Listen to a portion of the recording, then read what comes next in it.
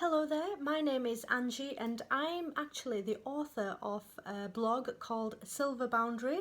When I wrote that blog around 8 years ago, I actually used a pseudonym which was Ariel. So if anybody looks that up and they see a different name, that will be why. So I started writing that obviously a few years ago, but for the last 3 or 4 years I stopped because I'd moved on with my life, and I could see there was a lot of other information out there which I thought was great.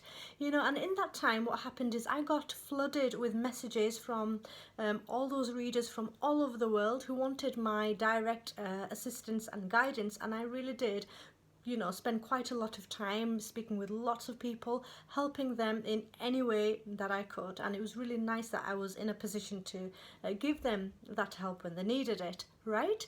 So what I've done is very recently I've gone back, revisited that blog just to give a quick update as to where I'm up to in my life, and just to reassure people that I had in fact moved on just like I'd envisioned so many years ago. And it's nice that that came into fruition and it materialized. It's lovely, but I'm a little bit concerned about the kind of information that is out there now. So when I was writing this blog, there was literally only like 9 or 10 other bloggers, and there was probably about 2 or 3 really good established forums where people could go to, right, including myself, but it was thin on the ground, and I did feel like it wasn't explained well enough, which is what prompted me to do my work. But now, obviously, there's hundreds of new bloggers, and there's every other day there are articles being written on narcissism. And on one hand, it's really reassuring that, it's come to light and people are speaking out about this topic. But on the other hand, unfortunately, there's a lot of confusion and a lot of noise around it as well, because there are very key characteristics about the type of narcissist that causes the most damage.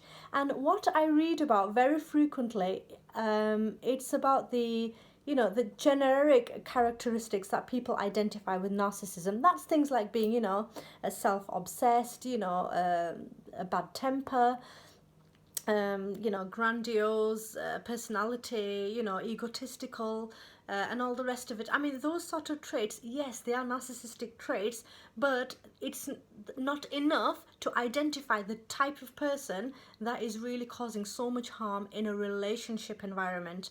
So I just want to be crystal clear on the type of person that is a true abuser. So they're not just a narcissist or